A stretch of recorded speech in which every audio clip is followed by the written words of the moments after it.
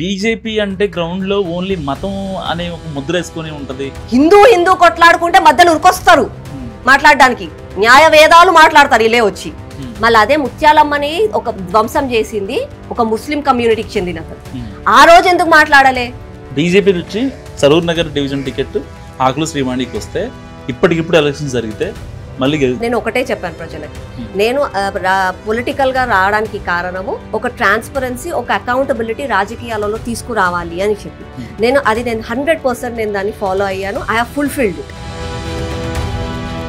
BRS చేస్తున్న ప్రధాన ఆరోపణ ఈ రోజు బీఆర్ఎస్ ఉంది అని అంటే అది ఎంత పెద్ద జోక్ అంటే, అధికారం ఉన్నప్పుడు కవిత మాట్లాడలేదు, ఇప్పుడు బయటకు వచ్చింది, లేఖలు రాస్తుంది, తప్పుల గురించి మాట్లాడుతుంది, వాళ్ళ డాడీ దగ్గర ఉన్న దెయ్యాల గురించి కూడా మాట్లాడుతుంది. we treat her as a comedy thing. ఒకవేళ కనుక కవితను ఇప్పుడు అరెస్ట్ చేస్తే బీజేపీ అనుకున్న వాళ్ళని అరెస్ట్ చేసే కెపాసిటీ బీజేపీకి ఉంది. BJP is ruling ED and everything అని అంటే కవితని ఎందుకు అరెస్ట్ చేస్తారు? Why not KCR? ఇప్పుడు రేవంత్ రెడ్డి చెప్తున్న మాట ఏంటి? చూస్తే నేను లంకి బిందులు ఉన్నాయి అనుకున్నా, దాంట్లో అంతా ఎంటీ బిందులు ఉన్నాయి. ఆ రోజు డబ్బులు లేవని చెప్పి కూడా ఊరూరికి పోయి అమ్మాయిలను నించోబెట్టి మీరు పెళ్లి చేసుకుంటే తులం బంగారం ఇస్తా అని చెప్పిండి. ఏడికెళ్ళి ఇస్తావు తులం బంగారం? ఓవరాల్ గా బీజేపీకి గ్రాఫ్ తగ్గిపోతుంది. రేపొద్దున ఒకవేళ లోకల్ బాడీ ఎలక్షన్స్ జరిగితే ఈస్ట్ గానీ, వెస్ట్ గానీ, నార్త్ గానీ, సౌత్ గానీ, ఒక్క బూత్ గానీ, 100 బూతులు గానీ, 1000 బూత్లు గానీ, ఎక్కడైనా ఎన్నన్నా పెట్టండి, బీజేపీయే గెలుస్తుంది. బీజేపీ మేయరే జెండా ఎగరేస్తాం. Hi, welcome to Mahanagar. నేను మీ మనోజ్. ఈరోజు మనతో పాటు సరూర్ నగర్ కార్పొరేటర్ ఆకుల శ్రీవాణి గారు ఉన్నారు. ఆవిడతో మాట్లాడదాం.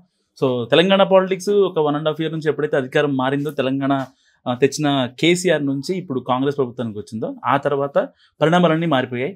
సో గతంలో కేసులు తవ్వడం కావచ్చు, లేకపోతే కాళేశ్వరం విచారణ కావచ్చు, సో ఇలాంటి అక్రమాలన్నింటినీ బయటపెడుతున్నారు. ఇలాంటి నేపథ్యంలో ఇప్పుడు లోకల్ బాడీ ఎలక్షన్స్ జరగబోతున్నాయి, తర్వాత స్థానిక సంస్థల ఎలక్షన్లు. సో ఇలాంటి తరుణంలో బీజేపీకి ఓట్ బ్యాంక్ లేదు, గ్రౌండ్లో మొత్తం తగ్గిపోతుంది. సో ఇప్పుడు పర్టికులర్గా కాంగ్రెస్, బీఆర్ఎస్ మాత్రమే ప్రజలకు ఒక ప్రత్యామ్నాయంగా అనిపిస్తుంది. అలా అన్న సందర్భంలో మనతో మాట్లాడడానికి ఆకుల శ్రీవాణి గారు ఉన్నారు. ఆవిడతో మాట్లాడదాం, మరిన్ని విషయాలు తెలుసుకుందాం. నమస్కారం మేడం. నమస్తే. ఎలా ఉన్నారు?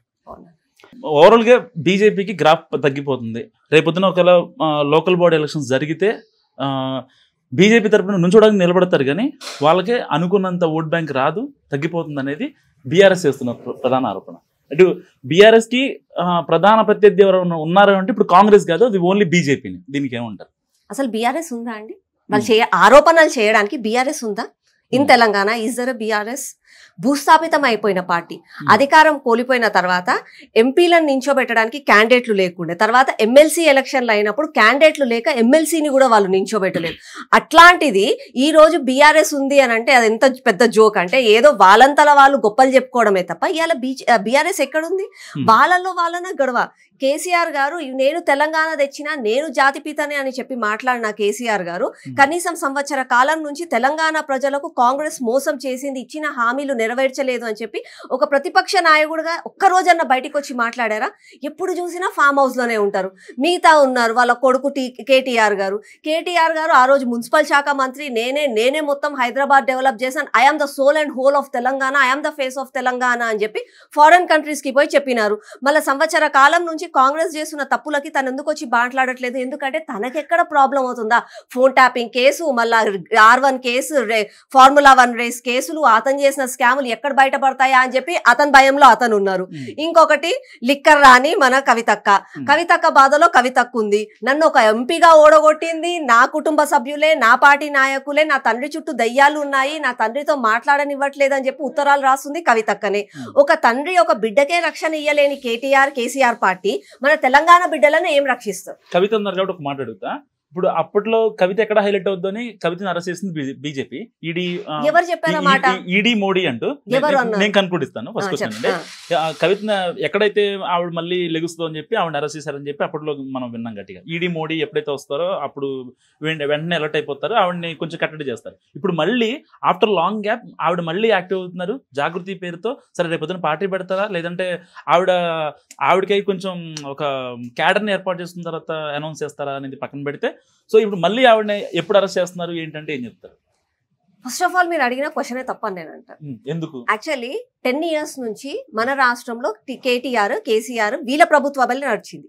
వాళ్ళే మొత్తం తెలంగాణని నడిపించిన వారు, నియంతృత్వ పాలన చేసింది వాళ్ళే. ఒక రాజులాగా, మంత్రిలాగా వాళ్ళు ప్రజలను మోసం చేసింది టీఆర్ఎస్, బీఆర్ఎస్ పార్టీ. అట్లాంటి పార్టీలో ఉన్నది కవిత. ఫస్ట్ తను ఎంపీగా గెలిచారు. తను ఎంపీగా గెలిచిన తర్వాత ఓడిపోయిన తర్వాత కాన్సులేషన్ ప్రైజ్ కాగా తండ్రి దగ్గరకు వచ్చి ఏడిస్తే మళ్ళీ నా బిడ్డకి ఏమీ లేకపోతే కష్టమవుతుందని చెప్పి ఎమ్మెల్సీ సీట్ ఇచ్చింది తండ్రి కేసీఆర్ గారు. మళ్ళీ అట్లాంటి కవితక్కని మేమెందుకు జైలుకి పంపిస్తాము? మాకేమో అవసరం ఉంది జైలుకి పంపించడానికి? తనే ఓపెన్ గా వచ్చి నన్ను ఓడగొట్టింది నా టీఆర్ఎస్ పార్టీ సభ్యులే, నా కార్యకర్తలే, నా తండ్రి చుట్టూ ఉన్న దయ్యాలే నన్ను ఓడగొట్టారని చెప్పి తనే చెప్పింది. మా పార్టీకి రావాల్సిన అవసరం ఏముంది?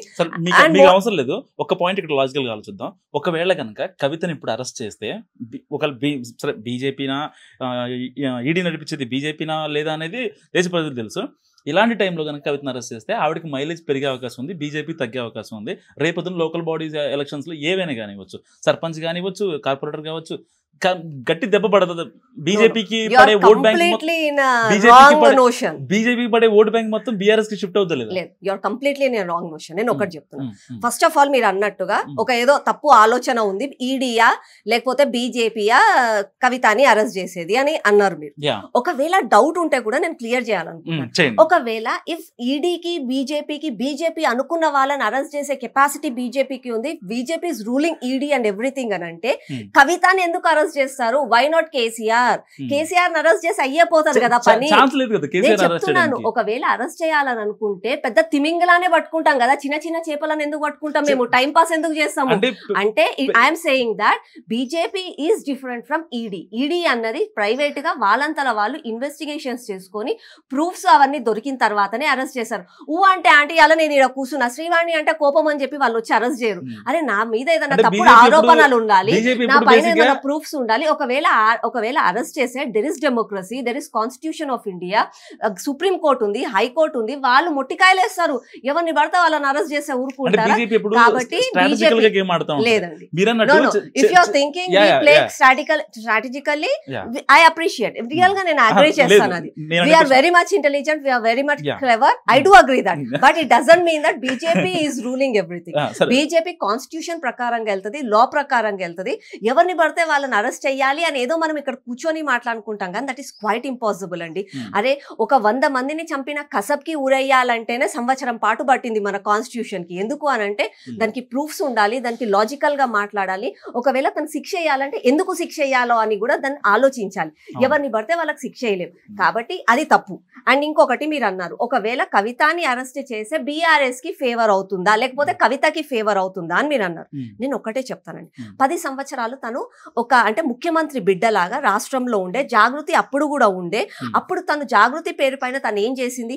కేవలం ఒక సెలబ్రిటీ స్టేటస్ తోటి బతుకమ్మ, బోనాలు ఇవి చేసుకుంటూ తను తిరిగిందే గాని ఆ రోజు తెలంగాణ బిడ్డలకు అంటే తెలంగాణ మహిళలకు అన్యాయం జరిగితే ఒక తెలంగాణలో మహిళా కమిషన్ ని కూడా తను నిర్మించలేకపోయారు. ఆ రోజు తెలంగాణలో ఉన్న బీసీ కులాల గురించి తను ఒక్క మాట మాట్లాడలేకపోయారు.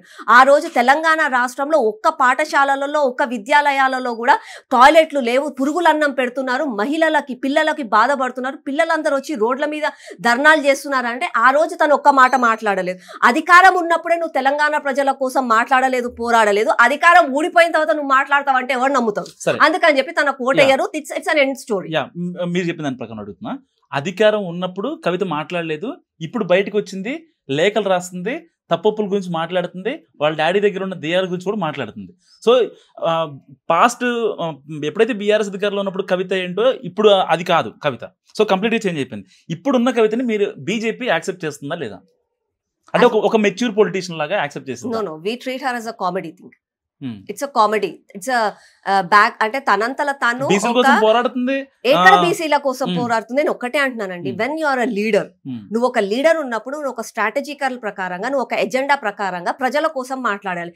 10 సంవత్సరాలు నీకు అధికారంలో ఉండి మీ అయ్యనే మీ ముఖ్యమంత్రి ఉన్నప్పుడు నువ్వు చెప్పిందే వేదం అన్నప్పుడు ఆ రోజు నీకెందుకు బీసీ నాయకులు గుర్తుకు రాలేదు?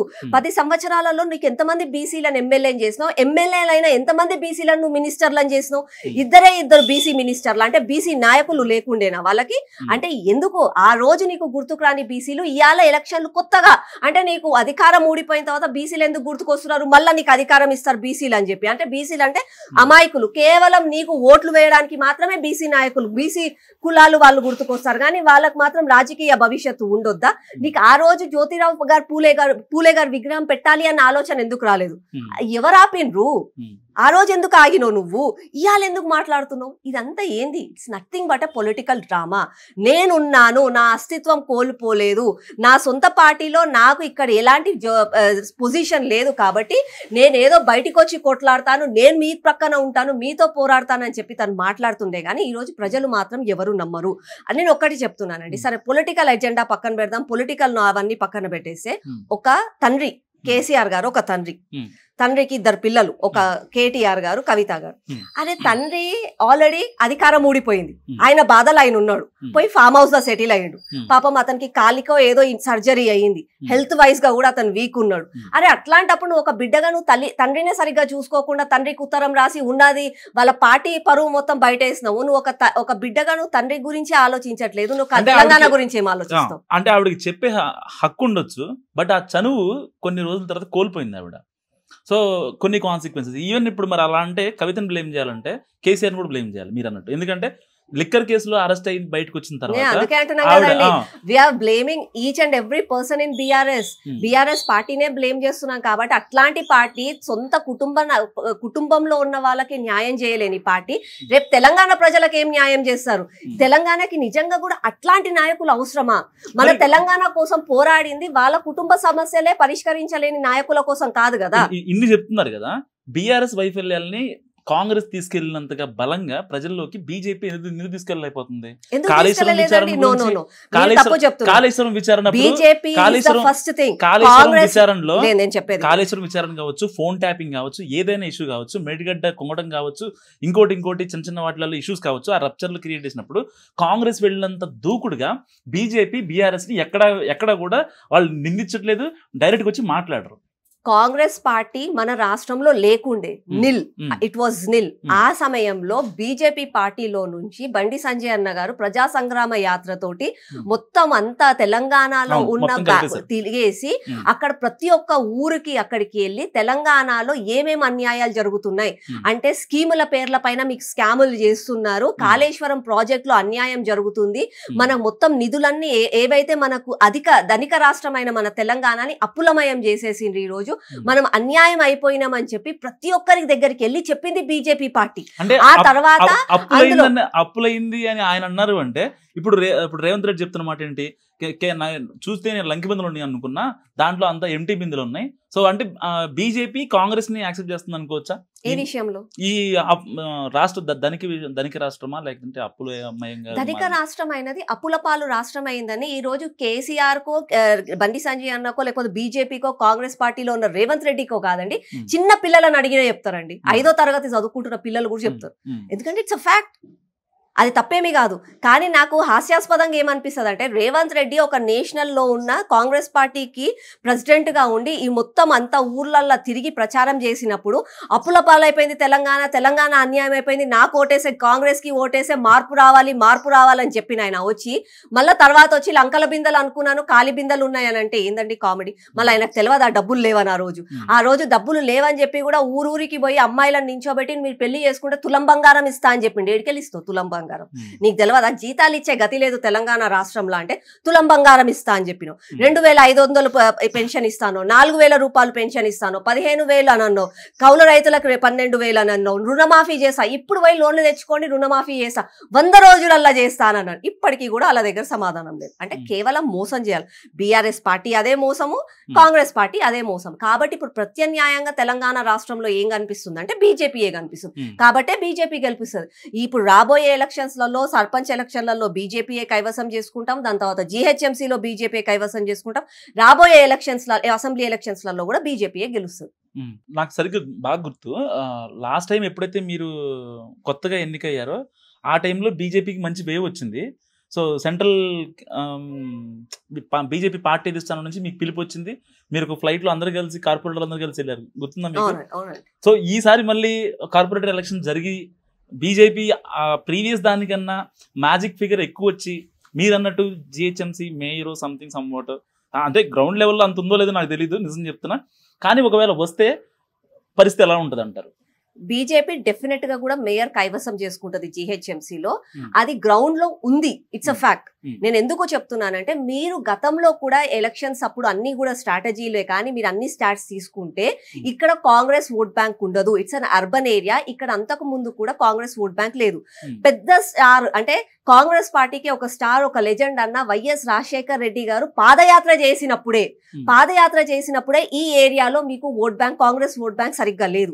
అట్లాంటిది ఈ రోజు రేవంత్ రెడ్డి గారు ఇచ్చిన తప్పుడు హామీలకు ఇక్కడ ఓట్ బ్యాంక్ ఎక్కడికి వెళ్ళి వస్తుంది, ఉన్న ఓట్ బ్యాంక్ కూడా మైనస్ అవుతుంది. మీరు మొన్న రీసెంట్ అసెంబ్లీ ఎలక్షన్స్ లో చూసుకుంటే కూడా కాంగ్రెస్ వేవ్ మొత్తం రాష్ట్రం అంతా నడిచింది. టీఆర్ఎస్ పైన వ్యతిరేకత ఉండే, కానీ అయినా కూడా ఇక్కడ టీఆర్ఎస్ కి ఓట్లేసి టీఆర్ఎస్ ఎమ్మెల్యేలను గెలిపించుకున్నారంటే కాంగ్రెస్ పైన వ్యతిరేకత ఏందో ఇక్కడ కనిపిస్తుంది. కాబట్టి ఇక్కడ జిహెచ్ఎంసీ ఎన్నికలలో బీజేపీ ప్రత్యామ్నాయం కాబట్టి బీజేపీ మేయర్ అవుతుంది. General elections, local body elections కొంచెం డిఫరెంట్ కదా మేడం. ఇప్పుడు ఫర్ ఎగ్జాంపుల్ జనరల్ ఎలక్షన్స్ అంటే ఓవరాల్ గా అన్ని చూసుకొని 5 years లో దాన్ని పెట్టేస్తారు. కానీ ఇప్పుడు లోకల్ బాడీ ఎలక్షన్స్ అంటే సో మా ఎమ్మెల్యే ఆయన, మా ఎమ్మెల్యే బీఆర్ఎస్, మా ఎమ్మెల్యే కాంగ్రెస్, మా ఎమ్మెల్యే బీజేపీ, వాళ్ళకి టర్న్ అయిపోతాయి కదా. అంటే అంత కాన్ఫిడెన్స్ ఎలా వస్తుంది? లోకల్ బాడీ ఎలక్షన్స్ లో బీజేపీ గెలవడానికి కారణం ఏంటంటే నేను ఇంతకు ముందు చెప్పినట్టు కాంగ్రెస్ ఓట్ బ్యాంక్ ఇక్కడ లేదు. బీఆర్ఎస్ పార్టీ పైన ఉన్న వ్యతిరేకత ఉంది. అప్పుడన్నా కొంచెం బీఆర్ఎస్ పైన ఏదో సింపతియో లేకపోతే తను చేసిన డెవలప్మెంట్, ఫ్లైఓవర్లు అవి ఇవి చూసన్న ప్రజలు ఇక్కడ ఓటేశారు అర్బన్ ఏరియాలో. కానీ ఇప్పుడు ఫర్ ఎగ్జాంపుల్ వాళ్ళు టీఆర్ఎస్ కే ఓట్ వేయాలి అని అనుకున్నారు అనుకోండి ఎవరైనా, who will be the CM face? ఆ రోజు సీఎం ఫేస్ కేసీఆర్ కాబట్టి ప్రజలకు ఒక సింపతి, ఒక సెంటిమెంట్ ఉండే కాబట్టి కేసీఆర్ ని గెలిపించారు. ఇప్పుడు వాళ్ళ ఫ్యామిలీలోనే వాళ్ళకి గొడవలు ఉన్నాయి. KCR is not that enough, healthy enough. తను వచ్చి సంవత్సరంన్నర కాలంలో ఒక ప్రతిపక్ష నాయకుడుగానే తను ప్రజల పక్షాన మాట్లాడలేదు. అట్లాంటి అతనికి ఈ రోజు అధికారం ఇస్తే అతను బయటికేడా వస్తాడు? మళ్ళీ కేటీఆర్, కవితనో, హరీష్ రావో, మళ్ళీ ఇంకేదో రావో, వాళ్ళ దాంట్లో వాళ్ళే ముఖ్యమంత్రులు అవుతారు. అదే గొడవ అవుతుంది. అదొక కిచిడీ గవర్నమెంట్ అవుతుంది అప్పుడు. కాబట్టి ప్రజలకు ఇప్పుడు కావాల్సింది ఒక strong government which is going to develop the country or which is going to develop the state and the city here.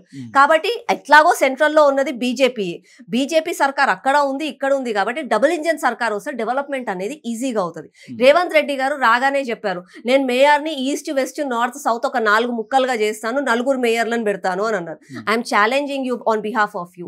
ఏంది ఈస్ట్ గానీ, వెస్ట్ గానీ, నార్త్ గానీ, సౌత్ గానీ, 1 బూత్ గానీ, 100 బూతులు గానీ, 1000 బూత్లు గానీ, ఎక్కడైనా ఎన్నన్నా పెట్టండి, బీజేపీయే గెలుస్తుంది. బీజేపీ మేయరే జెండా ఎగరేస్తాం పక్కా. ఏంటి అంత అంత గట్టిగా ఎలా చెప్తున్నారు? అంటే మీరు తీసుకున్న డెసిషన్స్ కావచ్చు, ఇప్పుడు కాంగ్రెస్ ఇటు బీఆర్ఎస్ మీకు చాలా యాంటీగా మాట్లాడతాయి. సెంట్రల్ నుంచి అసలు మాకు ఫండ్స్ రావట్లేదు, మేము వెళ్ళి కనీసం ఇది బాబు మా దగ్గర డబ్బులు లేవని చెప్తున్నా సరే మోడీ గారు మమ్మల్ని కలకరించట్లేదు. నేను స్వయంగా మోడీని బడే బాయ్ అన్నా కానీ వాళ్ళు మా ఫైల్స్ క్లియర్ చేయట్లేదు, బనకచర్లను ఇంకోటనో పెట్టి ఏదో ఒకటి మమ్మల్ని ఇబ్బంది పెట్టని చూస్తున్నారు తప్ప మనకి రూపాయి ఇచ్చింది ఏమీ లేదు అనేది కాంగ్రెస్ వాళ్ళు. కాంగ్రెస్ అంతకు ముందు కూడా కేటీఆర్ సెంట్రల్ గవర్నమెంట్ నుంచి రాష్ట్రానికి వచ్చింది ఏమీ లేదు అని చెప్పి అని అన్నారు. ఏమీ లేదు, కేంద్రం నాకు ఏమి ఇయ్యలేదు అని అన్నారు. వాళ్ళది కూడా అధికారం ఊడిపోయింది, పోయి ఫామ్ హౌస్ లో సెటిల్ అయింది. ఇప్పుడున్న కాంగ్రెస్ పార్టీ కూడా అదే మాటలు మాట్లాడుతుంది. ఏమి ఇయ్యలేదు అని అంటే మేమేమి ఇచ్చినాము చెప్పడానికి ఆల్రెడీ ఇంతకుముందు కూడా కిషన్ రెడ్డి గారు ఒకసారి పవర్ పాయింట్ మొత్తం పెట్టేసి అందరికీ కూడా మేధావులకి అందరికీ కూడా ఎమ్మెల్యే ఎలక్షన్స్, ఎంపీ ఎలక్షన్స్ కాకముందు కూడా వాళ్ళకి అందరికీ రిప్రజెంటేషన్ ఇచ్చారు. అది కూడా వాళ్ళు చూడలేదు అనుకుందాం. ఇప్పుడైనా సరే ఎక్కడికైనా చర్చకి రండి, ట్యాంక్ బండ్కో ఏదో ఒక ప్లేస్, చూస్ యువర్ ప్లేస్, మేము వస్తాం. ఏ అడ్డాకైనా సరే మేము వస్తాం. మేము వచ్చి విత్ ప్రూఫ్స్, పేపర్లతో సహా ఎక్కడెక్కడ అయిందో చెప్తాం. లేదు మీకు అది కూడా అర్థం అవ్వట్లేదు అని అంటే మా వెంబడి ఒక రోజు టూర్ కి రండి, బస్సులు కూడా మేమే ఖర్చు పెట్టుకొని తీసుకుపోతాము. టూర్లకి రండి, ఎక్కడెక్కడ డెవలప్మెంట్ చేసాం, ఎన్ని కోట్లతోటి డెవలప్మెంట్ చేసాం, రాష్ట్రం అంతకు ముందు ఎలా ఉండే, సెంట్రల్ గవర్నమెంట్ లో బీజేపీ వచ్చిన తర్వాత మనకు ఎన్ని ఫండ్స్ వచ్చాయి, అవి కూడా మేము ప్రాక్టికల్ గా చూపిస్తాం. చూడడానికి కళ్ళు పెట్టుకొని, వినడానికి చెవులు పెట్టుకొని వస్తే బాగుంటది. అంతేకాని మూర్ఖంగా ఏమి ఇచ్చిండ్రు ఏమి ఇయ్యలేదు అని మాట్లాడితే మాత్రం అది మూర్ఖత్వమే అవుతుంది. మేడం మీరు మంచి ఎడ్యుకేషనిస్ట్, సో కొంచెం డిఫరెంట్గా చూడగలరు ఒక ప్రాబ్లమ్ని అందరి నాయకుల కంటే, రాజకీయ నాయకుల కంటే. సో బీజేపీ అంటే గ్రౌండ్లో ఓన్లీ మతం అనే ఒక ముద్ర వేసుకొని ఉంటుంది. సో అలాంటి భావన మీకు ఎప్పుడన్నా మీకు పార్టీలో అనిపించింది ఎప్పుడన్నా? అదేమన్నా మీ ఒపీనియన్? జనాల్లో ఉంటుంది బీజేపీ అంటే మతం పాలిటిక్స్. జనాలలో ఏముండదు జనాలలో అనుకుంటారు చాలా మంది. మీరు నార్మల్ గా ప్రాక్టికల్ గా గ్రౌండ్ లో రండి నా ఎంబడి, get your camera with me, నేను తీసుకెళ్తాను. నేను నా డివిజన్ లో ముస్లిం సోదరులు ఉన్నారు, నేను వాళ్ళ ఇంటికి వెళ్ళి హ్యాపీగా కూర్చుంటాను, వాళ్ళు నన్ను ఒక బిడ్డలాగా స్వీకరిస్తారు. నేను నా హిందూ బంధువుల దగ్గరికి వెళ్తాను, వాళ్ళు నన్ను ఒక బిడ్డగా స్వీకరిస్తారు. క్రిస్టియన్స్ ఉన్నారు, వాళ్ళ దగ్గరికి వెళ్తాను, నన్ను ఒక బిడ్డగా స్వీకరిస్తారు. వాళ్ళకి ఏ రోజు నేను ఒక బీజేపీ అంటే మతోన్మాద పార్టీ అని చెప్పి వాళ్ళకేముండదండి. కొంతమంది మాత్రమే రాజకీయ ప్రయోజనాల కోసం మాత్రమే బీజేపీ అంటే మతోన్మాద పార్టీ అని చెప్పి పేరేశారు. సామాన్య ప్రజలలో మాత్రం ఏమీ ఉండదు. నేను మిమ్మల్ని ఒక క్వశ్చన్ అడుగుతున్నాను. నరేంద్ర మోదీ గారు గెలిచింది ఇప్పటికి 11 సంవత్సరాలైంది. వీఆర్ సెలబ్రేటింగ్ ఇండియా గొప్పతనాన్ని ప్రపంచవ్యాప్తంగా మనం సెలబ్రేట్ చేస్తున్నాం. ఎక్కడ గొడవలు అయినాయండి? ఎక్కడ మతం మీద గొడవలు చేసాం దేశంలో కానీ ఎక్కడ చేసాం? మేము ఏమన్నా చేసామా? ఏమి చేయలేదే. ప్రతి ఒక్క ముస్లిం సోదరులు రోజుకి 5 సార్లు నమాజ్ చేసుకుంటున్నారు, మాస్కులకి పోతున్నారు, మాస్కుల మీద లౌడ్ స్పీకర్లు పెట్టుకొని హజా చదువుతున్నారు, రంజాన్ చేసుకుంటున్నారు, బక్రీద్ చేసుకుంటున్నారు. మేము ఎక్కడ ఆపినాము? ఎవరికి ఎక్కడ అన్యాయం జరిగింది? జరగలేదు కదా. కేవలం ఏదో కాంగ్రెస్ వాళ్ళు, టీఆర్ఎస్ వాళ్ళు, కొంతమంది స్యూడో సెక్యులర్లు అని చెప్పుకుంటారు వాళ్ళు, అట్లాంటి వాళ్ళు మాత్రమే ఈ మాటలు మాట్లాడతారు. మతోన్మాద పార్టీ అంటే ఏంది? వీఆర్ రియల్ గా చెప్పాలంటే వీఆర్ ద సెక్యులర్ పార్టీ. మేము ప్రతి ఒక్కరిని ఒక్కటిగా తీసుకుపోతాం. మతోన్మాద పార్టీలు అంటే వాళ్ళు, ఇప్పుడు ఫర్ ఎగ్జాంపుల్ కాంగ్రెస్ నాయకులే, కాంగ్రెస్ పార్టీయే ఉంది. అదే గుడి పైన ఏమన్నా అన్యాయం జరిగిందంటే నోరు రాదు మాట్లాడడానికి. అదే ఇంకెక్కడన్నా అన్యాయం జరిగిందనుకో ఓ జెండాలు పట్టుకొని వచ్చేస్తారు, అన్యాయం జరిగిందని చెప్పి. మేము అట్లా కాదే. మేము అందరూ ఒకటే, సబ్కా సాత్ సబ్కా వికాస్ సబ్కా ప్రయాస్, that is the only strategy and that is the only agenda for us. మతోన్మాద పార్టీ మీరు ఎక్కడన్నా సిచ్యువేషన్ ఉంటే నాకు చెప్పండి, నేను మాట్లాడతా. ఎక్కడన్నా ఏమన్నా అయిందా అండి? గుడిలను దగ్గరకు వచ్చి ధ్వంసం చేస్తున్నారండి. మస్జిద్ల మీద ఎవరన్నా ధ్వంసం చేశారా? నార్మల్ గా ప్రజల దగ్గరకు వచ్చి పంతుళ్ళు, ఇప్పుడు చిలుకూరు దేవస్థానమే కానీ ఏమన్నా పంతుళ్ళ దగ్గరకు వచ్చి పంతుళ్ళ పైన దాడులు చేస్తున్నారు. ఎక్కడైనా వేరే వాళ్ళైనా ఆ దాడి చేసే కనీసం నోరెత్తి మాట్లాడడానికి ధైర్యం లేదు ఎంఐఎంకే కానీ కాంగ్రెస్కే కానీ. నేను ఒక్క ఎగ్జాంపుల్ చెప్తా, how secular and how pseudo secular these people are అని నేను ఒక ఎగ్జాంపుల్ చెప్తా మీకు. చిలుకూరు బాలాజీ టెంపుల్లో అయ్యగారు ఉంటారు, వాళ్ళ పైన ఒకసారి అటాక్ అయింది, గుర్తుందా మీకు? తెలుసా ఇన్సిడెంట్? ఆ రోజు ఇన్సిడెంట్ అయ్యిందో లేదా అండి, నేను స్వాగతిస్తున్నాను. ఆ ఇన్సిడెంట్ కాగానే పాపం చాలా ప్రేమతోటి రేవంత్ రెడ్డి గారు ఫోన్ చేశారు, కేటీఆర్ గారు చెప్పారు, టిఆర్ఎస్ నాయకులు వచ్చారు, ఎంఐఎం వాళ్ళు కూడా వచ్చిండ్రు, అక్కడికి వచ్చి ఆయనతో మాట్లాడారు.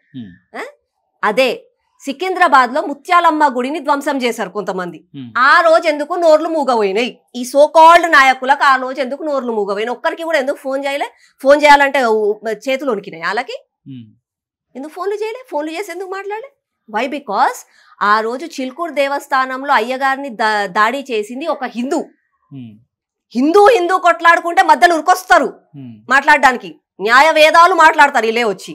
మళ్ళీ అదే ముత్యాలమ్మని ఒక ధ్వంసం చేసింది ఒక ముస్లిం కమ్యూనిటీకి చెందిన అతను. ఆ రోజు ఎందుకు మాట్లాడలే? ఎందుకనంటే అక్కడ ముస్లిం అని చెప్పి భయపడ్డారు. ద్వంద్వ వైఖరి. వీళ్ళొచ్చి సెక్యులరిజం రాజ్యాంగం గురించి మాట్లాడితే హాస్యాస్పదంగా అనిపిస్తుంది. ఇక్కడ కూడా జరిగింది తప్పు అని అనాలి, ఇక్కడ కూడా జరిగింది తప్పు అని అనాలి. అరే ఇక్కడేమో అక్కడికి వచ్చి ముత్యాలమ్మ గుడి ధ్వంసం చేసిందంటే అతను కొంచెం మెంటలీ డిజేబుల్ ఉండే అని చెప్తున్నారు వీళ్ళు. అరే మెంటలీ డిజేబుల్ ఉన్న వాళ్ళకి డైరెక్ట్ గా వచ్చి ఆ గుడి ఎట్లా కనిపించింది? ఆ గుడినే ధ్వంసం చేయాలని ఎందుకు అనిపించింది? దారిలో ఎన్నో జాగాలు ఉన్నాయి, అవన్నీ ఎందుకు ధ్వంసం చేయలేకపోయింది? ఈ గుడికి ఎందుకు రావాలని అనిపించింది? ఇది ఒకటి కాదు, this is not the first incident. Congress వచ్చినప్పటి నుంచి చాలా ఇన్సిడెంట్స్ అయినాయి ఇట్లాంటివి. మళ్ళీ రేవంత్ రెడ్డి ఎందుకు మాట్లాడతలేడు?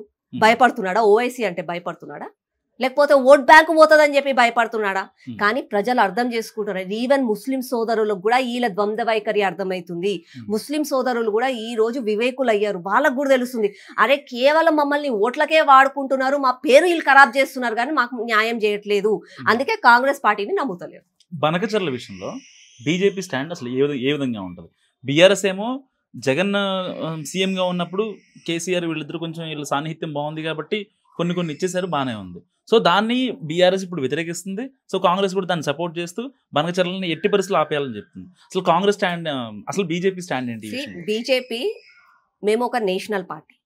ప్రతి ఒక్కరికి, భారతదేశంలో ఉన్న ప్రతి ఒక్కరికి కూడా న్యాయం జరగాలి, ప్రతి ఒక్కరికి కూడా మంచి జరగాలని ఆలోచించే పార్టీ బీజేపీ. కానీ ఒకవేళ తెలంగాణ రాష్ట్ర ప్రజలకు అన్యాయం జరుగుతుంది అని అంటే డెఫినెట్ గా కూడా మేము ముందుకు వచ్చి మాట్లాడతాం. కానీ ఇంకా కూడా అక్కడ క్లారిటీ లేదు, ఏమీ లేదు. కేవలం టీఆర్ఎస్ వాళ్ళు ఏదో వాళ్ళ ప్రొపగండా మళ్ళా తెలంగాణ సెంటిమెంట్ ని ముందుకు తీసుకురావాలి అని చెప్పి, తెలంగాణ ప్రజలకు అన్యాయం అయిపోతుందని చెప్పి వీళ్ళే ముందు మాట్లాడుతున్నారు. కానీ there is no such thing. ఇంకా కూడా క్లారిటీ లేదు, అసలు కన్ఫర్మేషన్ లేదు. ఏమన్నా జరిగిన తర్వాతే మాట్లాడితే బాగుంటది. కానీ వీళ్ళకి యాజ్ యూజువల్ గా ముందు నుంచి అలవాటు తెలంగాణ సెంటిమెంట్ తోటి ముందుకెళ్ళాలి, తెలంగాణ ప్రజలని భయపెట్టాలి, బాధ పెట్టాలి, ఆ తర్వాత ఓట్లు గుంజుకోవాలి. టీఆర్ఎస్ వాళ్ళకి అలవాటు. అదే యాంగిల్లో వాళ్ళు ముందుకెళ్తున్నారు. కానీ once there is a clarity, BJP will speak about. మీరు అన్న పాయింట్, దేశం మంచి కోసమే బీజేపీ పనిచేస్తుంది, బీజేపీ ఆలోచించింది, సో అంతా బాగానే ఉంది. సో ఇలాంటప్పుడు గోదావరి నుంచి దాదాపు 400 టీఎంసీలు నీరు వృధాగా బంగాళాఖాతంలో కలుస్తుంది. దాంట్లో సగం అంటే 200 టీఎంసీల నీళ్ళని గోదావరి పోలవరం నుంచి బనకచర్లకి తరలిస్తారు ఆ నీటిని. సో దాంతో రాయలసీమ సస్యశ్యామలం అవుతుంది. ఈ పాటలో ఎక్కడన్నా అంటే తెలంగాణ యొక్క హక్కులు ఏపీ తీసుకుంటుందని మీకు అనిపించిందా? అంటే ఒక బీజేపీ కార్యకర్తగా, ఆర్ఎస్ఎస్ కార్యకర్తగా మాట్లాడుకుంటే కామన్ మ్యాన్ గా తెలంగాణ బాధిగా మాట్లాడింది. నేను అదే చెప్తున్నాను, తెలంగాణ ప్రజలకు అన్యాయం అయిపోతుంది. ఒకవేళ బంకచర్ల ప్రాజెక్ట్ కట్టిన తర్వాత, ఒకవేళ వాళ్ళు కట్టాలనుకుంటే కట్టిన తర్వాత మనకి రాకుండా నీళ్ళన్నీ అక్కడికి పోతున్నాయి, ఆ నీళ్లు మనం వాడుకోగలుగుతాం కదా, మనకు ఒక ఇష్యూ ఉంది, మనం అది చేయగలుగుతాము అని ఉంటే డెఫినెట్ గా మనం ఫైట్ చేస్తాం. కానీ వృధాగా పోయే నీళ్లు వాళ్ళు వాడుకుంటే కూడా ఎవరికి అన్యాయం లేదు, వాళ్ళు కూడా మన వాళ్ళే కదా. నేను అనేది అది. As a whole we are Indians, ప్రతి ఒక్కరం మంచిగా ఉండాలి. ఏదో మన వాళ్ళని మనం దూరం చేసుకుంటూ పోతే మన రాష్ట్ర సమాజంలో అందరూ బాగుండాలి, అందరిలో మనం ఒక్కరంగా ఉండాలి. కానీ మనమే బాగుండాలంటే ఎలా? చాలా మంది పొలిటీషియన్స్ ఇక్కడ ఒక్కటి ఆలోచించట్లేదు. అదేంటంటే లాజికల్ గా ఓన్లీ బనకచర్ల గురించి ఆలోచిస్తున్నారు తప్ప, ఈ మొన్న అయితే సీఎం చంద్రబాబు గారు కావచ్చు, రేవంత్ రెడ్డి గారు కావచ్చు, వీళ్ళిద్దరూ కేంద్ర జలశక్తి సంఘం దగ్గర ఒక చిన్న మీటింగ్ జరిగింది. ఆ మీటింగ్ అటెండ్ అయ్యారు, ఆఫీషియల్స్ కూడా అటెండ్ అయ్యారు. ప్రీవియస్ గా ఒక 10 years నుంచి 2013 డైవర్షన్ నుంచి ఉన్న ఇష్యూస్ మొత్తాన్ని మాట్లాడుకున్నారు. కానీ దాంట్లో బనకచర్ల ఇష్యూ రాలేదని చెప్తున్నారు, కానీ వచ్చింది. కానీ ఇక్కడ పాయింట్ ఏంటంటే ఈ బనకచర్ల ఇష్యూని పక్కన పెట్టి ఈ 10 ఏళ్లుగా ఉన్న సమస్యల మొత్తాన్ని పక్కన పెట్టేస్తున్నారు. So that's what I'm saying. ఏదో పొలిటికల్ స్ట్రాటజీ కోసం మాట్లాడుతున్నారు, కానీ as a whole welfare of the state గురించి మాట్లాడితే బాగుంటుంది. పొలిటిక్స్ పక్కన పెట్టండి, రాజకీయాలు చేసుకోవడానికి ఎలక్షన్స్ టైంలో మాట్లాడుకుంటే బాగుంటుంది. కానీ ఇప్పుడు ప్రస్తుతానికి మన ప్రజలకు ఏది న్యాయమో, మన ప్రజలకి అభివృద్ధి ఎలా అవుతుందో, మన ప్రజలకి ఎందుకంటే ఇప్పుడున్న వాళ్ళకే కాకుండా మన భవిష్యత్తు కోసం మనం ఆలోచిస్తే బాగుంటుందని చెప్పి నేను ప్రతి ఒక్కరికి కూడా అదే అపీల్ చేస్తున్నాను. And moreover BJP stand కూడా ఇదే, we are never against any development. కానీ ఒకవేళ తెలంగాణ ప్రజలకు అన్యాయం అవుతుంది అని మేము వచ్చి మాట్లాడతాం. ఈ రాజాసింగ్ విషయంలో మీ అసలు పర్సనల్ గా మీ స్టాండ్ ఏంటి? అసలు ఓకే పార్టీకి హెల్ప్ అవుతాడు మళ్ళీ వస్తే, లేదు అక్కడ మాధవిలత యాక్టివ్ అవుతారు కాబట్టి కొన్ని ఊహాగానాలు వస్తున్నాయి కదా. సో బై ఎలక్షన్ అక్కడ తప్పనిసరి. బై ఎలక్షన్స్ ఇప్పటి వరకు క్లారిటీ లేదండి. ఇంకా ఏముంది, ఇంకా శాసనసభ తీర్మానం ప్రకారం ఆయన రావట్లేదని చెప్పి మీ శాసనసభ పక్ష నేత ఏలేటి గారు ఉన్నారు కదా, ఆయన ఇచ్చేస్తే అదే ఇంకా అది కాలేదు. మోస్ట్ ప్రాబబ్లీ అది కాదనే నేను అనుకుంటున్నాను ఒక బీజేపీ కార్యకర్తగా. మళ్ళీ కంబ్యాక్ ఇవ్వచ్చు అంటారు అయితే రాజసింగ్ ఇవ్వాలని నేను అనుకుంటున్నాను. మీ బీయింగ్ కార్యకర్త అట్లాంటి వాళ్ళు మాకు చాలా అవసరం. తన ఐడియాలజీయే గాని, తన పోరాటమే గాని, మొత్తము తెలంగాణ రాష్ట్రంలో ఎవరు కూడా గెలవనప్పుడు ఒక ఎమ్మెల్యేగా తను గెలిచి బీజేపీ స్టాండ్ ని ముందుకు తీసుకెళ్లారు, బీజేపీ కోసం పోరాడు. అట్లాంటి నాయకులు మాలాంటి వాళ్ళకి చాలు. ఇప్పుడున్న జనరేషన్స్ కి హీజ్ అ స్టార్. అట్లాంటి వాళ్ళు డెఫినెట్లీ కూడా బీజేపీలో ఉండాలి. నేషనల్ లెవెల్లో అది కాంట్రవర్సీ అవుతుంది. అదే దట్స్ వాట్ ఐమ్ సేయింగ్. అట్లాంటి వాళ్ళు కంపల్సరీ బీజేపీలో ఉండాలి. అతను ఒక ఇన్స్పిరేషన్, ఇప్పుడున్న జనరేషన్ కి తను ఒక ఇన్స్పిరేషన్. అలాంటి వాళ్ళు ఉండాలి. ఏదో కొంచెం మనస్పర్ధాలు, ఇప్పుడు ఇంట్లో నలుగురు ఉంటే, నలుగురు అన్నదమ్ముళ్ళు ఉంటే, నలుగురు అన్నదమ్ములకే మాటలలో గొడవలు వస్తాయి. అట్లాంటిది మాది ఇంత పెద్ద కుటుంబం, మా బీజేపీ కుటుంబం కాబట్టి అందులో కొన్ని ఏదో మనస్పర్ధలు వచ్చాయి. తనకి ఏదో ఒక టైంలో ఇన్సల్ట్ గా అనిపించింది, తను రాజీనామా చేశారు. పార్టీ ఏమి తనని సస్పెండ్ చేయలేదు, ఫస్ట్ తనే రాజీనామా చేశారు. తన అలకతోటి తను బయటికి వెళ్ళారు. ఒక తల్లి నుంచి కొడుకు దూరంగా వెళ్ళాడు, అదే కొడుకు మళ్ళా అలక మారిన తర్వాత మళ్ళా తల్లి దగ్గరకు వస్తారు, ఆ తల్లి మళ్ళా కౌగిలించుకుంటారు. అంతేనా? ఒకవేళ రాజాసింగ్ కనుక రాకపోతే, ఇప్పుడు ఆయన బాధపడుతుంది అనుకోండి, అది వేరే విషయం. ఒకవేళ ఈయన కనుక పార్టీలోకి రాకపోతే ఇంకెవరన్నా వెళ్ళి అక్కడ ఆ గోషామహల్ రాజాసింగ్ అడ్డా మీద ప్రాబల్యం ఆ ఎఫెక్ట్ అంటే ఆయన చూపినంత ఎఫెక్ట్ చూపించే అవకాశం ఉంటుంది. చూడండి, మాది ఒక నేషనల్ పార్టీ అండి. We'll never say that this is seat is hours. Seat ఎప్పుడు రిజర్వ్డ్ గా ఉండదు. ఈ రోజు నేను కూర్చున్న సీట్ రేపు నాకు ఉంటుందో లేదో నాకే గ్యారంటీ లేదు. మాది ఒక నేషనల్ పార్టీ, సంస్థాగతంగా నిర్ణయాలు తీసుకొని అమ్మ నీ సేవ ఇక్కడ వరకే చాలు, నువ్వు ఇకపైన నువ్వు వేరే సేవ చేయాలి, నీకు వేరే బాధ్యతను అప్పగిస్తానంటే హ్యాపీగా ఒక కార్యకర్తగా స్వీకరించి వెళ్లాల్సిందే. మేము ఒక ఆనెస్ట్ కార్యకర్త, మేము బీజేపీ కార్యకర్త అని చెప్పుకుంటే మా ఐడియాలజీ ఇదే. నీ బాధ్యత అయిపోయింది, నీకు వేరే బాధ్యత అప్పగిస్తున్నాం, నువ్వు ఇక్కడ నుంచి వెళ్ళిపోవాలి అని అంటే వెళ్ళిపోవాల్సిందే, తప్పదు. అది రాజా సింగే గాని, కిషన్ రెడ్డి గారు గాని, బండి సంజయ్ గారి, ఈవెన్ నరేంద్ర మోదీ గారైనా సరే, శ్రీవాణి అయినా సరే, we are all equal in the eyes of BJP. కానీ ఒకవేళ యాజ్ అ పార్టీలో ఒక కార్యకర్తగా అతని ప్లేస్ ని ఎవరం కూడా మనం ఊహించుకోలేం. కానీ ఎవరన్నా ఉంటే అది పార్టీ నిర్ణయిస్తుంది. మాధవీలత గారు వస్తారు, సరే వచ్చారు, పార్టీ యాక్సెప్ట్ చేసింది. అసలు అంటే యాక్సెప్ట్ చేస్తారనే ఊహాగానాలు వస్తున్నాయి, ఇప్పుడు ఆల్రెడీ జరుగుతుంది. ఒకవేళ ఆయన్ని కనుక, ఎందుకంటే ఆయన లెటర్ రాశారు, కొన్ని బీజేపీలో ఇక్కడ జరుగుతున్న తప్పుల గురించి మాట్లాడారు. సో అవి అసలు అలాంటి ఏం పెట్టుకోకని చెప్పి అసలు దాని గురించి కూడా ప్రస్తావించలేదు. నిజంగా భంగపట్టు ఒక రకంగా రాజసింగ్ చెప్పాలంటే, ఎందుకంటే నేషనల్ లెవెల్లో మంచి క్యాడర్ ఉన్న నాయకుడు చెప్పాలంటే ఆయన మాట్లాడిన ప్రతి మాట నేషనల్ మీడియాలో పెద్ద కాంట్రవర్సీ క్రియేట్ అవుతుంది. అలాంటి వ్యక్తి మాటలను కేంద్రం పట్టించుకోలేదు కాబట్టి రాష్ట్రంలో కూడా ఉన్న పెద్దలు ఎవరైతే ఉన్నారు, బండి సంజయ్ గారు కావచ్చు, ఈటలు కావచ్చు, కిషన్ రెడ్డి కావచ్చు, సోకాళ్ళు ఎవరైతే ఈ నేతలు కూడా ఆయన్ని కంప్లీట్గా లైట్ తీసుకున్నారు. ఇంకా ఆవిడే వస్తుంది. అది లైట్ తీసుకోవడం అవన్నీ కాదండి, పట్టించుకోవడం అవన్నీ కాదు. మా బీజేపీ చాలా కూడా సంస్థాగతంగా నిర్ణయాలు తీసుకుంటారు. బీజేపీ పార్టీలో ఒక వ్యక్తి నిర్ణయిస్తే కాదు, బీజేపీ పార్టీలో ఏదైనా నిర్ణయాలు తీసుకోవాలి అని అంటే చాలా ఆలోచనలతోటి ఒక బూత్ స్థాయి నాయకుడి దగ్గర నుంచి వాళ్ళ అభిప్రాయాలను సేకరించిన తర్వాతనే నిర్ణయాలు తీసుకుంటారు. మీరు అన్నట్టుగా రాజా సింగ్ గారు చెప్తే కేంద్రం వినలేదు అన్నది తప్పు. ఈ రోజు ఒక చిన్న బూత్ స్థాయి కార్యకర్త కూడా పార్టీకి ఏదన్నా మంచి జరిగే అంశం చెప్తే పార్టీ వింటది. నరేంద్ర మోదీ గారు కూడా వింటారు. Always BJP is a BJP is a party with కార్యకర్తాస్, ఒక వ్యక్తి నుంచి నడిచే పార్టీ కాదు. ఇప్పుడు ఎట్లాగే బీఆర్ఎస్ లో అయితే కేసీఆర్ చెప్పిందే వేదం అన్నట్టు కాదు. మా బీజేపీలో ఉన్న ప్రతి ఒక్క కార్యకర్త, మెంబర్షిప్ లేని కార్యకర్త కూడా, అంటే స్వచ్ఛందంగా మెంబర్షిప్ లేదు, కార్యకర్తకి ఒక పోస్ట్ లేదు, ఏమీ లేదు, అయినా సరే బీజేపీ వెల్ విషర్ చెప్పే మాటలను కూడా వాళ్ళు స్వాగతిస్తారు, వాళ్ళు వింటారు, దాని తర్వాతనే నిర్ణయాలు తీసుకుంటారు. చెప్పిన దాన్ని బట్టి రీజనల్ పార్టీతో కంపేర్ చేస్తున్నారు, ఓకే కంపేర్ చేయండి పర్లేదు. బట్ బీజేపీ నడిపించేది ఆర్ఎస్ఎస్ఏ అని చెప్పడంలో ఏమాత్రం సందేహం లేదు అనేది చాలా మంది బీజేపీ వాళ్ళకి తెలుసు, చాలా మంది ఇండియన్స్ కి తెలుసు. సో ఇది దీంట్లో కరెక్ట్ ఏంటో మీరు చెప్పాలి. We are a part of RSS. BJP is a part of RSS. మీకు తెలిసే బీజేపీ సంస్థాగత నిర్ణయాల్లో మీరు అన్నట్టుగా ఆర్ఎస్ఎస్ పాత్ర ఉండదంటారా? ఆర్ఎస్ఎస్ స్థాపించిన తర్వాత ఆర్ఎస్ఎస్ నుంచి విభజించబడ్డ కొన్ని భాగాలుగా ఒక బీజేపీ పొలిటికల్ గా, విహెచ్పి, మళ్ళా బజరంగ్ దళ్, మాతృశ్రీ, ఇవన్నీ విభాగాలు మావి. We are a part of that. ఒక చెట్టుకి బ్రాంచెస్ మేము మాత్రమే.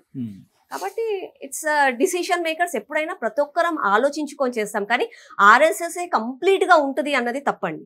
ఆర్ఎస్ఎస్ అయినా, బీజేపీ అయినా, మాతృశ్రీ అయినా, విహెచ్పి అయినా, ప్రతి ఒక్క దాంట్లో కూడా మీరు వెళ్తే మీరు ఒకటే మాకు నేర్పిస్తారు, మాకు సంస్థాగతంగా నిర్ణయాలు తీసుకోవాలి. ఏ పని చేసినా కూడా మీరు ఆలోచించుకునేది సమాజ నిర్మాణం.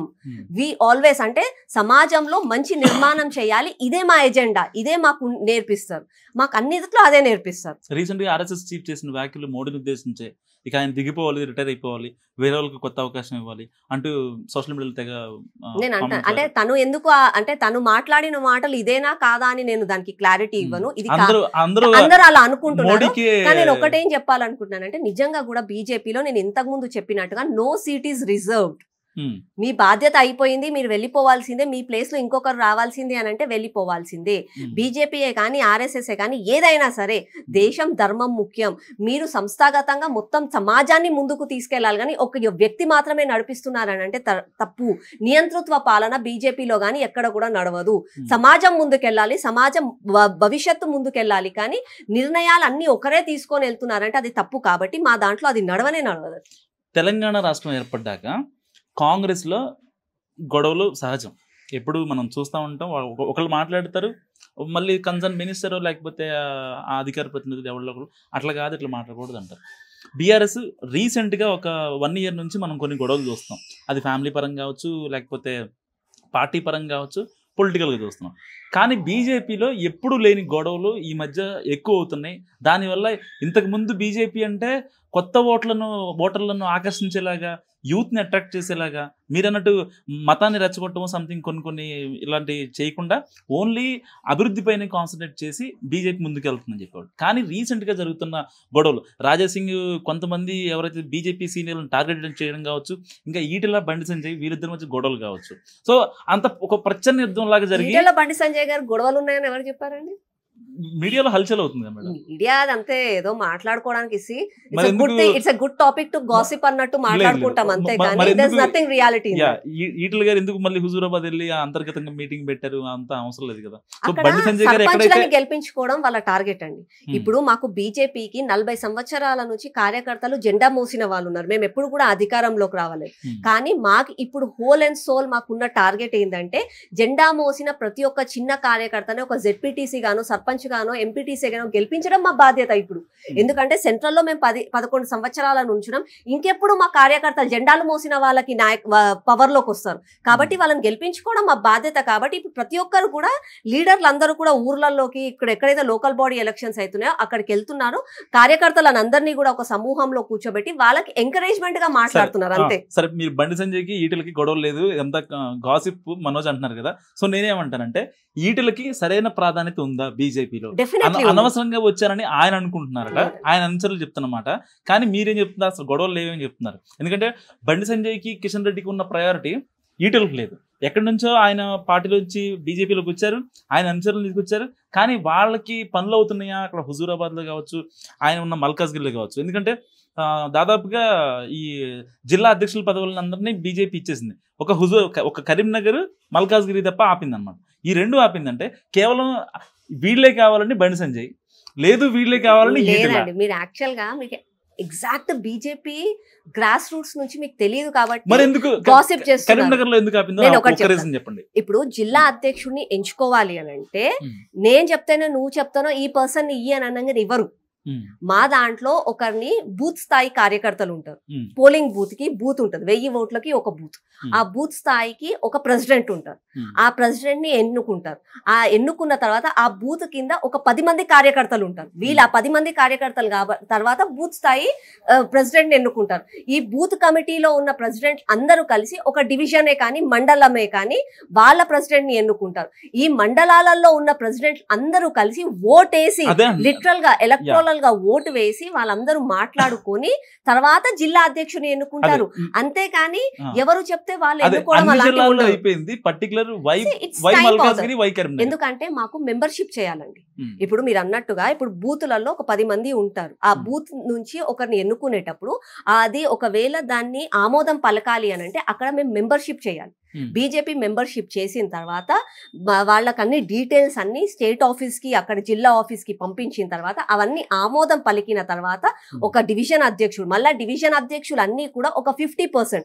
ఫర్ ఎగ్జాంపుల్ ఒక జిల్లాలో 100 మండలాలు ఉన్నాయి. 100 మండలాలు అంటే అబౌవ్ 50%, ఒక 51, 52 మండలాలలో డివిజన్ అధ్యక్షుడు వేసిన తర్వాత వాళ్ళందరూ కలిసి ఓటు వేస్తేనే ఇది అవుతుంది. So it's a process, it's a long ending process. కాబట్టి ఎక్కడైనా దాన్ని మిస్ప్లేస్ అయ్యాయి, ఒక డివిజన్ లో ఏదో పడలేదు, అక్కడ మెంబర్షిప్ సరిగ్గా జరగలేదు, అక్కడ ఏదైనా టెక్నికల్ గా ఏదైనా ప్రాబ్లం ఉంటే కానీ అవ్వవు, కానీ లేకపోతే అది మాత్రం కాదండి. అసలు మీరు బీజేపీ వెనకేసుకొస్తున్నారు, కవర్ చేస్తారు. వెనకేసుకొస్తున్నారు కాదండి, this is the reality.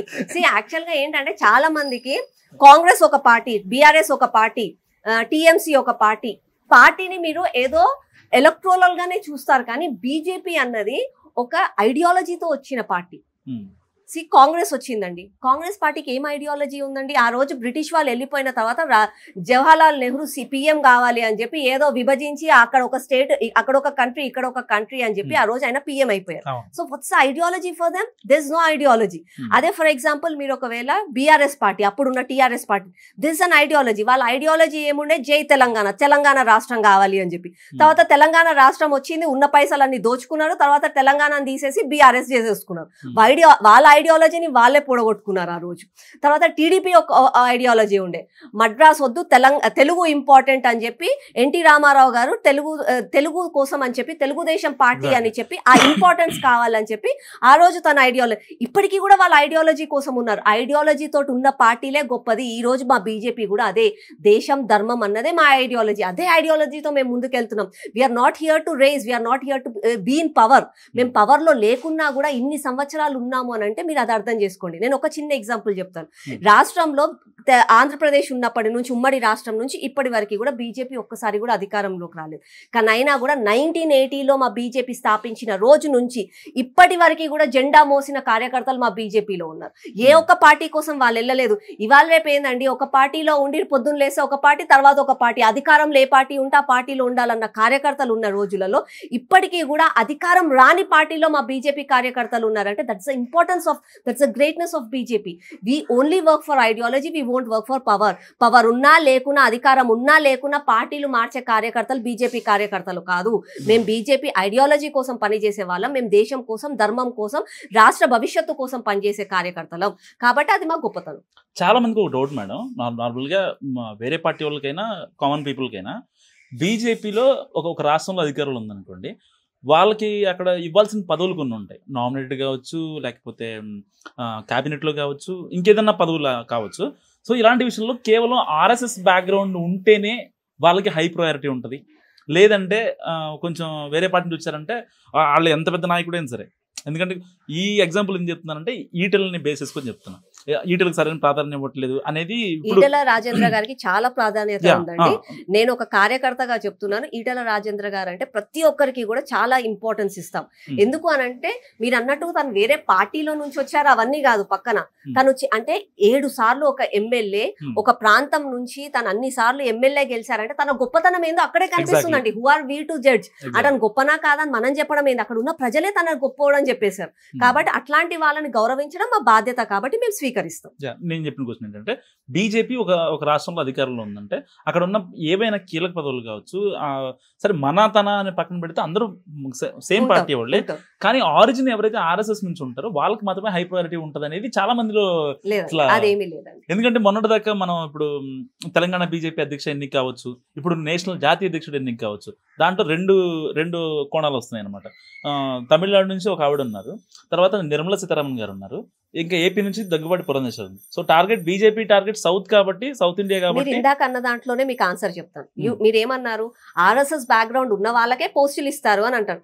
Daggubati Purandeswari is not from RSS. అందుకని ఇప్పుడు పక్కన పెట్టారు కదా, డిప్యూటీ స్పీకర్ ఇస్తారంట కదా. అదైనా పదవే కదండి, అదైనా పదవే కదండి.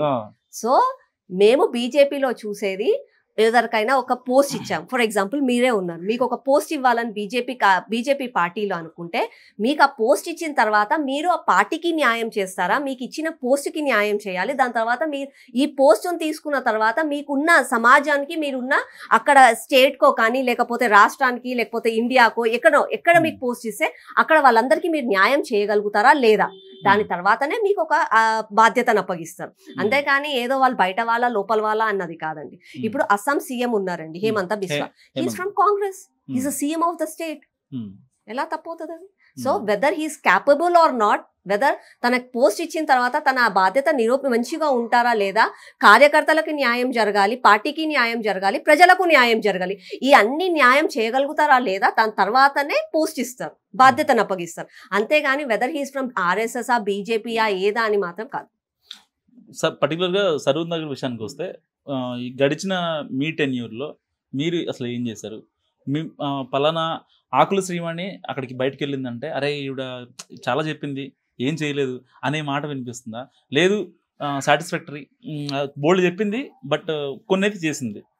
నేను అంటే ఎలక్షన్ సమయంలో క్యాంపెయిన్ చేసేటప్పుడు, మీ అంటే కార్పొరేటర్ కాకముందు నేను ఒకటే చెప్పాను ప్రజలకి, నేను పొలిటికల్ గా రావడానికి కారణము ఒక ట్రాన్స్పరెన్సీ, ఒక అకౌంటబిలిటీ రాజకీయాలలో తీసుకురావాలి అని చెప్పి, నేను 100% నేను దాన్ని ఫాలో అయ్యాను. I have fulfilled it. తర్వాత మీరు అన్నట్టుగా అభివృద్ధి విషయంలో, అభివృద్ధి అంటే ఎలా అంటే it's a long ending project. ఎలా అంటే కంటిన్యూస్ గా ప్రజల కోరికలు పెరుగుతుంటాయి, అభివృద్ధి అనేది డైలీ చేస్తూనే ఉండాలి. అది ఎప్పటికీ కూడా అయిపోయింది అని అయితే చెప్పలేము దాన్ని బట్టి. కానీ అది కూడా అభివృద్ధి పరంగా కూడా రోడ్ల విషయంలో కానీ, డ్రైనేజ్, ఇవన్నీ కామన్ థింగ్స్. ఇది ఇవాళ నేనే కార్పొరేటర్ కాదు, ఎవరు కార్పొరేటర్ అయినా కూడా అది చేయాల్సిందే. దాంతో పాటుగా ఒక అవేర్నెస్, అంటే సమాజంలో మార్పును తీసుకురావాలి. ఆ సమాజంలో మార్పును తీసుకురావడానికి అని చెప్పి సోషల్ అవేర్నెస్ కార్యక్రమాలు చేయడము, దాని తర్వాత ప్రజలలోకి వెళ్ళి మాట్లాడడము. ఇంకొకటి, రాజకీయ నాయకులలో ముఖ్యంగా రావాల్సింది ఏంటంటే, పనులు అవుతాయా కాదా అన్నది పక్కన పెట్టండి, అవి నిధులతోటి ముడిపడి ఉంటది. కానీ పనులు అయినా కాకుండా ప్రజలలో ఉండాలి, ప్రజలకు సమాధానం చెప్పాలి. I have done my 100% in that. నేను పొద్దున లేసే ఎవరు ఏ సమస్య ఉన్నా సరే నేను వాళ్ళతో మాట్లాడతాను, ప్రజల దగ్గరికి వెళ్తాను, వాళ్ళని నా దగ్గరికి రప్పించుకుంటాను, ప్రజలతో మాట్లాడతాను, 100% నేను మీ వెంబడి ఉన్నాను అని చెప్పి నేను వాళ్ళకి క్లారిటీ ఇచ్చాను. ఆ క్లారిటీ వాళ్ళకి కూడా ఉంది. దాంతో పాటుగా నేను అంటే ఇప్పుడు మా డివిజన్ లో ఒక గవర్నమెంట్ స్కూల్ ఉంటుంది. ఆ గవర్నమెంట్ స్కూల్లో టాయిలెట్స్ లేవు. ఆ గవర్నమెంట్ స్కూల్ నేను కార్పొరేటర్ అయ్యి వచ్చిన తర్వాత కట్టింది కాదు. నాకంటే ఒక 10 సంవత్సరాల ముందు నుంచి కూడా అక్కడ గవర్నమెంట్ కాలేజ్ ఉంది. ఆ కాలేజ్ లో ఒక 170 మంది విద్యార్థులు చదువుకుంటారు, boys and girls co education. అక్కడ టాయిలెట్ లేదు. ఆ టాయిలెట్ కోసం పోరాడాను. 2 కోట్ల రూపాయలు శాంక్షన్ అయ్యాయి. So these are the things. చెప్పాలి అని అంటే ఇలాంటివి చాలా చేశాను. దాంతో పాటుగా ఒక బీజేపీ కార్యకర్తగా ఇక్కడ రాష్ట్రంలో అధికారంలో ఉన్న పార్టీ నాయకులు చేసే తప్పులను, రాష్ట్రంలో అధికార పార్టీ చేసే తప్పులను, ప్రజలను చేస్తున్న మోసాలను ప్రతి ఒక్కసారి చెప్పడము, అది ప్రజలలోకి తీసుకుపోవడము, అవి కూడా చేశారు. ఎప్పుడైనా ఫండింగ్ విషయంలో మీకు కాంగ్రెస్ గవర్నమెంట్ నుంచి నిధులు సమీకరణ కావచ్చు, కొన్ని అభివృద్ధి కార్యక్రమాల విషయం కావచ్చు అవుతాయండి. అంటే చెప్పాలి అంటే టిఆర్ఎస్ కేటీఆర్ గారు అప్పుడు మున్సిపల్ శాఖ మంత్రిగా ఉన్నప్పుడు తను చేసిన తప్పు ఏంటంటే ఒక సింగిల్ మెన్ రూల్ చేసినట్టుగా, అంటే ఒక కార్పొరేటర్ కి ఒక సిగ్నేచర్ పవరే గానీ, కార్పొరేటర్ కంటూ ఒక ఫండే గానీ అన్ని తీసేశారు. తీసేసి తను ఒక ఏసీ రూమ్ లో కూర్చొని తనే నిర్ణయించిన వాటికి ఫండ్స్ అన్ని డిస్ట్రిబ్యూట్ చేశారు. ఆ విషయంలో తను చాలా మిస్టేక్ చేశారు. ఇప్పుడున్న ప్రభుత్వం కూడా అలాగే ఫాలో అవుతుంది. వాళ్ళు ఎలా అంటే అక్కడ వాళ్ళు కూర్చొని ఏదంటే అది ఇది బాగుందా, ఇది టిక్ చేసుకోండి, ఇక్కడ 2 కోట్లు ఇవ్వండి, ఇక్కడ 2. అది కాదు కదా. ప్రజలలోకి వచ్చి నీకు ఏం అవసరము, నీ ప్రయారిటీ ఏంది, అది చూసుకోవాలి. అది చూసుకొని ఇస్తే బాగుండేది. అందులో కొంచెం వాళ్ళు మిస్టేక్ చేశారు. కానీ అయినా కూడా మేము పోరాడాము. మాకు ప్రజలకు అవసరమైన రోడ్ల విషయంలో కానీ, నాలాల విషయంలోనే కానీ, లేకపోతే స్ట్రాంగ్ వాటర్ డ్రైన్స్ విషయంలోనే కానీ పోరాడాము, తెచ్చుకున్నాం. బీజేపీ నుంచి సరూర్ నగర్ డివిజన్ టికెట్ ఆకుల శ్రీవాణికి వస్తే ఇప్పటికిప్పుడు ఎలక్షన్ జరిగితే మళ్ళీ మీరు గెలుస్తారు? డెఫినెట్లీ అండి. ఆ గొప్పతనం నాది కాదండి, ఆ గొప్పతనం నా సరూర్ నగర్ ప్రజలది. నాకు సరూర్ నగర్ ప్రజలు నన్ను స్వాగతించారు, వాళ్ళు నన్ను ప్రేరేపించారు. కాబట్టి నన్ను గెలిపించడానికి కారణం వాళ్ళండి. నాకు టికెట్, నాకు గొప్పగా చెప్పుకోవాలంటే నాకు టికెట్ ఇచ్చింది నా పార్టీ పెద్దలు. అది వాళ్ళు చేసిన గొప్పతనం. నన్ను అంటే ఈమె అయితే చేయగలుగుతుంది, ఈ బాధ్యత ఈమెకి ఇస్తే ఈమె నిరూపించుకోగలుగుతుంది అని చెప్పి నా పైన నమ్మకంతో వాళ్ళు నాకు టికెట్ ఇచ్చారు. నాకు టికెట్ ఇచ్చిన తర్వాత నా పైన నమ్మకంతో నా డివిజన్ ప్రజలు నాకు ఓటేశారు. ఆ ఓటేసిన ప్రజలకు నేను సేవ చేస్తున్నాను. కాబట్టి రాబోయే కాలంలో ఒకవేళ మళ్ళా నా పార్టీ నాకు టికెట్ ఇస్తే మళ్ళా నా ప్రజలు కూడా నన్ను స్వాగతిస్తారు, మళ్ళా నా ప్రజలు కూడా నన్ను ఆశీర్వదిస్తారు, మళ్ళా నా సేవలు వాళ్ళు స్వీకరిస్తారని చెప్పి నేను ఆశిస్తున్నాను. నాకు అంటే ఆకుల శ్రీవాణి ఆవిడ ఇంటర్వ్యూ చేయాలి. అసలు సరూర్ నగర్ డివిజన్, సో కొంచెం మాస్ ఎక్కువ ఉంటుంది. ఇలాంటి ఏరియాలో ఒక మళ్ళీ కార్పొరేటర్ ఎలక్షన్స్ జరిగితే ఆవిడకి వస్తుందా రాదని చెప్పి నేను ఒక చిన్న స్ట్రింగ్ ఆపరేషన్ అనకూడదు దాన్ని, ఒక నార్మల్గా ఒక చిన్న అడిగా అనమాట. దానికి వచ్చిన ఆన్సర్ ఏంటంటే ఆవిడ అంత సాటిస్ఫాక్టరీగా ఏం చేయలేదు, మళ్ళీ టికెట్ కోసం కొంచెం బండి సంజయ్ గారిని, ఆన్లైన్ని, కిషన్ రెడ్డి గారితో మాట్లాడుతుంది. సో ఇస్తారో ఎవరో తెలీదు అనేది నాకు వినిపించిన ఒక చిన్న గాసిప్. ఇది నిజమా కాదా చెప్పండి. చూడండి, శ్రీరాముడు ఉన్నాడు, దేవుడు, భగవంతుడు, అవతార పురుషుడు, మర్యాద పురుషోత్తం అని అంటాం. He's a ideology for everything. మన భారతదేశానికే గొప్ప వ్యక్తి అని మాట్లాడతాం. అట్లాంటి శ్రీరాముడిని కూడా వ్యతిరేకించే వాళ్ళు 100 మంది ఉన్నారండి. నేనెంత నా డివిజన్ లో ఈరోజు 1,00,000 జనాభా అనుకోండి. ఐఎమ్ నాట్ సెయింగ్ దట్ 1,00,000 జనాభా మొత్తం శ్రీవాణి గొప్పది అనేది అనరు కదండి. మీరు అడిగిన వాళ్ళు అనండి, తప్పేముందండి. I take negativity very positive. ఒకవేళ తను అట్లా నెగిటివ్ గా మాట్లాడారు అని అంటే సరే, నేను ఆ వ్యక్తిని రీచ్ అవ్వలేకపోయానేమో, లేకపోతే అతనికి నా మీద కోపం ఉందేమో. ఒకవేళ ఆ వ్యక్తిని మళ్ళీ ఫ్యూచర్ లో కలిసి ఐ ట్రై టు కన్విన్స్. అంటే మీలాంటి పొలిటీషియన్ ఎప్పుడు చూడలేదు. Thank you. సీరియస్ గా, ఎందుకంటే ప్రతిదీ అక్కడ నెగిటివ్ కూడా మీరు పాజిటివ్ చేసుకుంటున్నారు. అంటే ఒక జర్నలిస్ట్ దగ్గర మీరు అంత పాజిటివ్ నెగిటివ్ పాజిటివ్ చేస్తున్నారంటే కామన్ మ్యాన్స్ దగ్గర మీరు సరదాగా లేదు. అలా ఏం లేదు, అట్లా ఏం లేదు. I learn from everything. నేర్చుకోవాలి కదండి, తప్పదు కదా. తప్పుల నుంచే కదా మనం నేర్చుకోవాలి. Failures are the stepping stone for success. ఒకవేళ అక్కడ ఏమైనా తప్పు జరిగింది అని అంటే నేర్చుకుంటాం. సరూర్ నగర్ కి ఇది చేద్దాం అనుకున్నా ఒక బెస్ట్ గా నేనున్న టెన్యూర్ లో ఆ పేరు చెప్పగానే ఆకుల శ్రీవాణి గుర్తొచ్చే విధంగా ఒకటి చేద్దాం అని అనిపించింది మీకు స్టార్టింగ్ లో ఎప్పుడన్నా? నేను అదే చెప్పాను కదండి, ఒక అకౌంటబిలిటీ, ట్రాన్స్పరెన్సీ. అంటే కార్పొరేటర్ ని మేము గెలిపించాం. లేదు, నేను అనేది అంటే మీకు మీ ఓన్ గా నేను అదే యాక్చువల్ గా రాజకీయంలో జనరల్ గా కూడా ఒక ఎమ్మెల్యేని గెలిపిస్తాం, ఎంపీలను గెలిపిస్తాం. కానీ గెలిపించిన తర్వాత వాళ్ళు ఏం చేస్తున్నారో మనకి తెలీదు. అట్లాంటిది నేను ఏమనుకున్నా అంటే రాజకీయాల్లోకి వచ్చేటప్పుడు అరే నన్ను ప్రజలు నా మీద నమ్మకంతో బీజేపీకి ఓటేశారు, బీజేపీ నుంచి ఆకుల శ్రీవాణి గెలిపించారు. వాళ్ళు గెలిపించినప్పుడు వాళ్ళ నమ్మకం పైన నేను ఏం పని చేస్తున్నానో ప్రతి ఒక్కరికి తెలియజేయాలి, ఇది నా డ్యూటీ, ఇది నా బాధ్యత అని చెప్పి నేను ఆ రోజు అకౌంటబిలిటీ ట్రాన్స్పరెన్సీ అని చెప్పి ప్రతి ఒక్కరికి నేను రీచ్ అవ్వాలి అని చెప్పి నేను ఆ రోజు అనుకున్నాను. ప్రతి ఒక్కరికి సమస్యలు ఉంటే నేను వాళ్ళ దగ్గరికి వెళ్ళాలి, వాళ్ళ సమస్యలను పరిష్కరించాలి. కొన్ని సమస్యలు పరిష్కరించేవి కాదు. ఫర్ ఎగ్జాంపుల్ నా ఇంటి ముందర రోడ్ వేసేయండి అని అంటారు, ఆ రోడ్కి ఒక ₹1,00,00,000 అవుతుంది. ఆ ₹1,00,00,000 వెళ్ళగానే ప్రజలు అక్కడ నుంచి నాకు శాంక్షన్స్ కూడా రావు. కానీ అయినా కూడా నేను ఆ ప్రజలకి సమాధానం చెప్పాలి, ఎందుకు రోడ్ వేయలేకపోతున్నాను. వాళ్ళు ఒకవేళ తిడితే కూడా తిట్లు నేను పడాల్సిందే, తప్పదు నేను. కాబట్టి నేను ఆ విషయంలో నేను 100% సక్సెస్ అయ్యాను. నేను ఇప్పటికీ కూడా కష్టపడుతున్నాను. ఇంకా కూడా మీరు అన్నట్టుగా కొంతమంది దగ్గర రీచ్ అవ్వలేకపోతే I will try to reach them and I will try to convince them. కానీ రీచ్ అవ్వకపోయినా మీ ఇంటర్వ్యూ చూస్తే మాత్రం వాళ్ళు కన్విన్స్ అయిపోతారు, మీరు చెప్పే విధానం అలా ఉంది. సో ఫైనల్ గా ఈ రాజకీయాల గురించి ఏం చెప్తారు, అండ్ బీజేపీలో అల్లర్ల గురించి మీరు ఇచ్చే ఒక బెస్ట్ సజెషన్ ఏంటి పార్టీకి? బీజేపీలో అల్లర్లు లేవండి, లేదు ఉన్నాయి, మీరు అవునన్నా కేవలము అభిప్రాయ భేదాలు ఉన్నాయి. సి వీఆర్ డెమోక్రటికల్ గా ఒక మంచి పార్టీ, మేము మొత్తము కూడా రాజ్యాంగబద్ధంగా ఐడియాలజీ ప్రకారంగా ఒక పార్టీని నడిపిస్తున్నాం. ఆ పార్టీలో ప్రతి ఒక్కరికి కూడా వాళ్ళ అభిప్రాయాలు చెప్పే హక్కు ఉంది. ఆ ప్రతి ఒక్క అభిప్రాయాలను మేము స్వాగతిస్తాం. కాబట్టి అందులో అభిప్రాయ భేదాలే ఉంటాయి కానీ వర్గ పోరులే కానీ గొడవలే కానీ మాత్రం పార్టీలో ఉండవు. ఇవన్నీ అలకలు మాత్రమే. ఎట్లయితే ఒక అన్నదమ్ముళ్ళు ఎలా అయితే కొట్లాడుకుంటారో అంతే, కానీ ఇలా పెద్ద పెద్ద గొడవలు అయితే బీజేపీలో ఏమి లేవు. Thank you so much Srivani గారు, చాలా బాగా వచ్చింది ఇంటర్వ్యూ. సో ఇది శ్రీవాణి గారి మాటలు విన్నారు కదా, చాలా నీట్గా ఇటు కర్ర విరగకుండా పాము చావకుండా బీజేపీకి ఇంత పల్లెత్తి మాట కూడా అన్నీయకుండా మాట పడనీయకుండా మాట్లాడారు ఆవిడ. సో చాలా నీట్గా మాట్లాడారు. సో లేడీ సింగం గురించి మీరేమనుకుంటున్నారో, ఆవిడ మాటల గురించి, ఆవిడ సరూర్ నగర్ చేసిన దాని గురించి ఎవరన్నా సరూర్ నగర్ వాళ్ళు డీజన్ వాళ్ళు చూస్తే కామెంట్ చేయండి. ఆవిడ చేసిన మంచి పనులు ఏంటో చూస్తూనే ఉండండి మహానగర్.